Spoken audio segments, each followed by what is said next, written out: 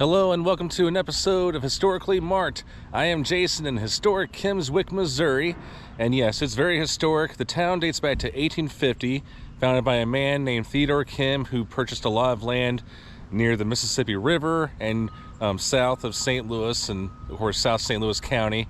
I'm in Jefferson County, and Kimmswick is a town of 94 people, but this is still a place where people come to shop, eat, and just take a step back in time. There are over 25 merchants here. There's a lot of antique shops, and this town kind of takes me back too, because my family used to come here many times, and we used to go flea market hunting and all that, and eat at the Blue Owl, which I'll be taking you later in this video. But there are plenty of old buildings here. Unfortunately, there's not a lot of markers. I mean, it says what the name of the buildings are, but just the year they were made. So really there's not very much markers here.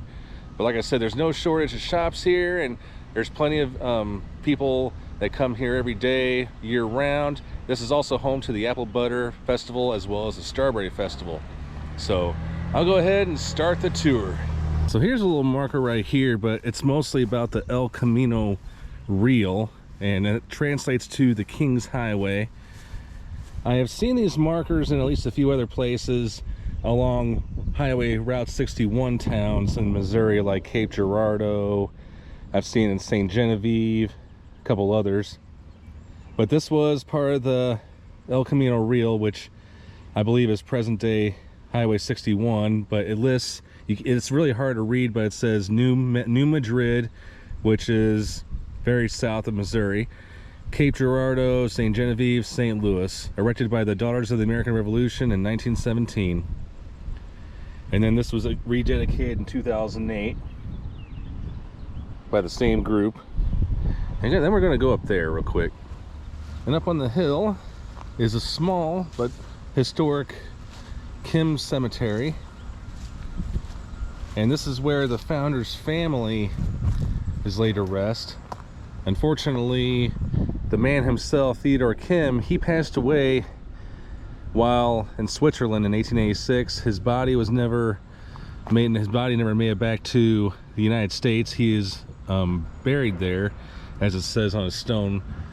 So he lived from 1811 to 1886. His wife, on the other hand, is right there. Her name was Wilhelmine, or Wilhelmine. Hope I'm saying it right. She lived from 1806 to 1876, and then their son Ernest is right there. He lived from 1844 to 1853, and it says on there, only son of Theodore and the Wilhelmina Kimm. And I'm pretty sure they got this locked, so I can't even go in there, but, or actually I can. Wait a minute. Yeah, I can't go in there, but anyway. That is the final resting places. Well, it's pretty much a cenotaph, but it's a good way of remembering the town's founder. And so the cool thing about this town is, I mean, yeah, it's small, so it ain't that hard to get around. Trust me on that one. But if there is a place you need to go, I mean, yeah, there's obviously signs that point to everywhere. So let's get it started. That right there is the Christmas house of Kimmswick, also known as the Ross House. Right in front of me is Kimmswick City Hall. It's been there since 1903. There's a little Veterans Memorial right in front that was placed there in 2014. Here's the Burgess How House, circa 1840. It's only open on Sundays apparently.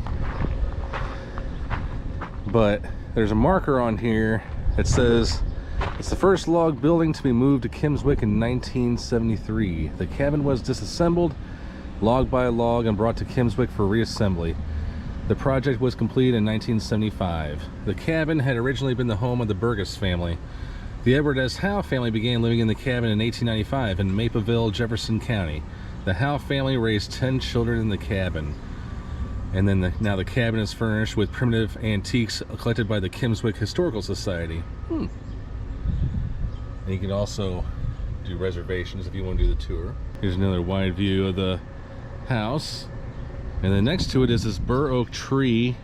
And there's a marker that says it was planted here on April 18th, 1983 in honor of Luciana Gladney Ross Day in Jefferson County. She is known to be, or she was known to be, one of the main historians of Kimmswick. She passed away about 10 years ago. They said if it wasn't for her efforts, you know, it would look a little different today.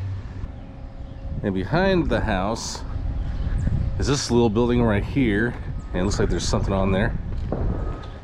So if this is the cabin, circa 1876, this small log building was moved to Kimmswick along with the old house, now LaChance Winery. This was originally in the Arnold area, formerly known as Beck. Huh. I'm gonna get a look at the outside of it real quick. Yeah, you see, look how small that is. Wow. But hey, I mean, anybody would live in anything small today. Alright, right in front of me is the historic Barbagallo House, or Barbagallo,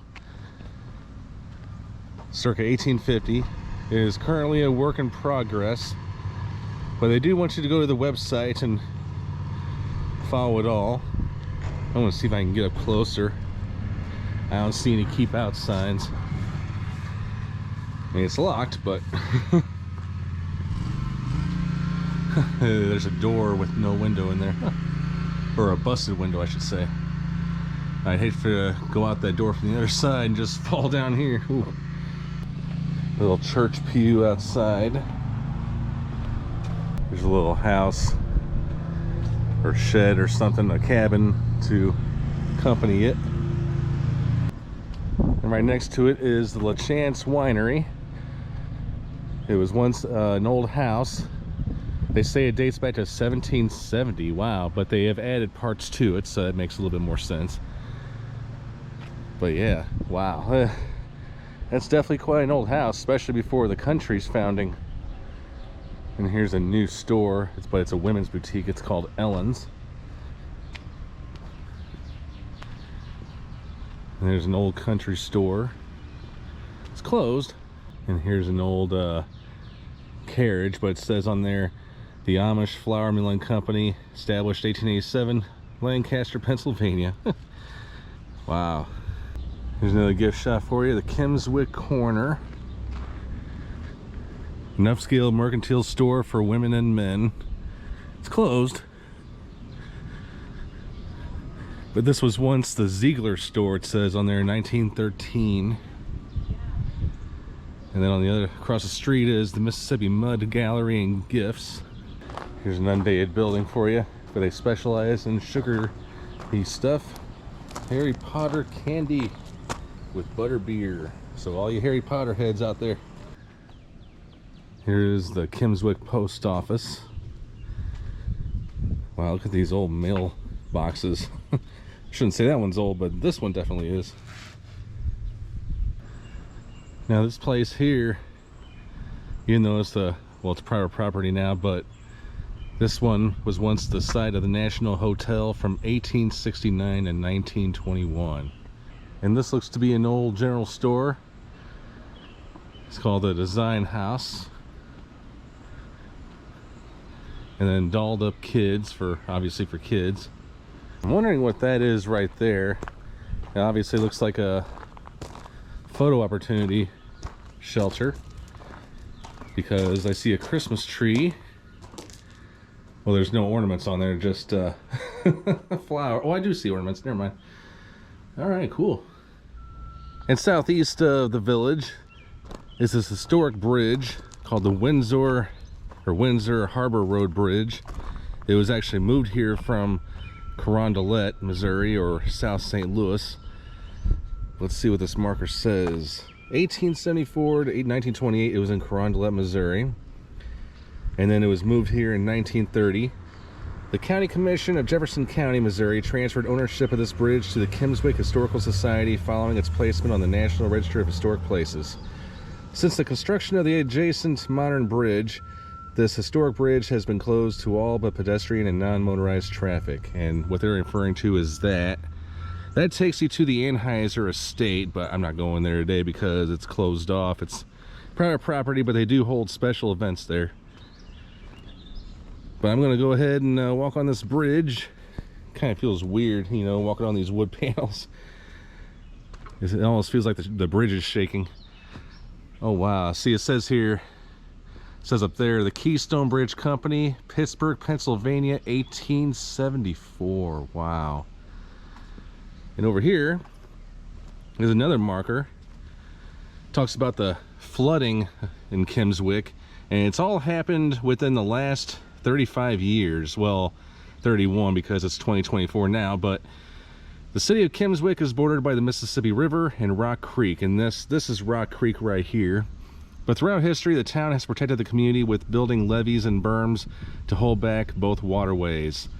Flooding has affected the city of Kimmswick in 1993, 2012, 2015, and 2019, and they brought the community together in heroic fashion. During each of these flood events, the city of Kimmswick residents, merchants, and volunteers came together to sandbag and build a temporary levee to save the community from disaster. Pumps were rented out to pump water, and then the community has only three roads in and out, and 2 of the 3 flooded during each event, which left only 1 road accessible. This marker shows the highest level on record of these flood events. So it doesn't say how high, but yes, it's up to here. So it barely pretty much reached the top of that bridge there. Wow. But yeah, this was all underwater within the last 10 and 15 years. That's crazy. But driving into floodwater is the #1 cause of flood-related deaths in Missouri. Do not drive into flooded areas, it says right here. Sponsored by the Missouri Department of Public Safety and the Silver Jackets.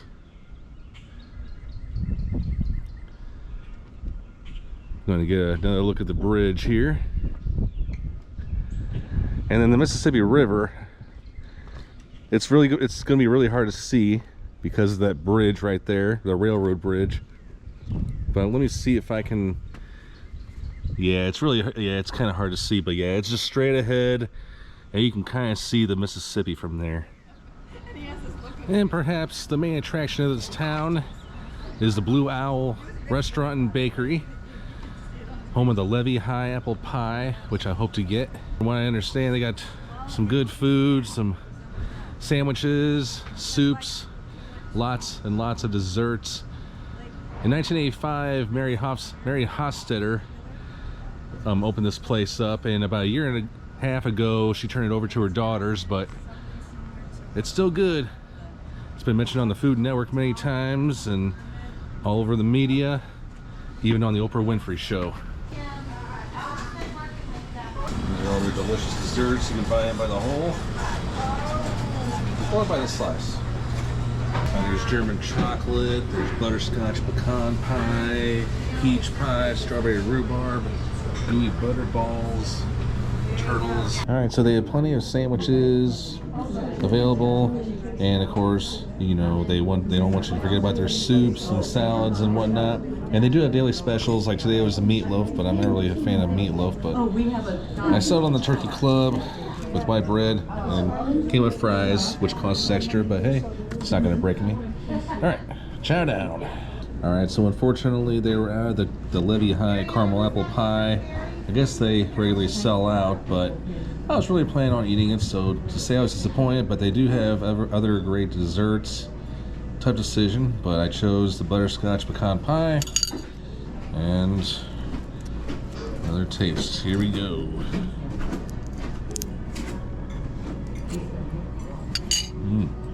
Well, that left me stuffed. Of course, I'm still disappointed I didn't get to eat the Levy High apple pie. You can also buy a whole one, but I'm assuming they were out of those too. All right, thanks so much for tuning into this episode of Historically Marked. Yeah, I mean, there's quite a lot to this little town, so definitely make the trek here someday. Plan on spending at least a day here if you're coming from St. Louis, the St. Louis area that is. But yes, lots to see, lots of history. All right, I am Jason, signing off.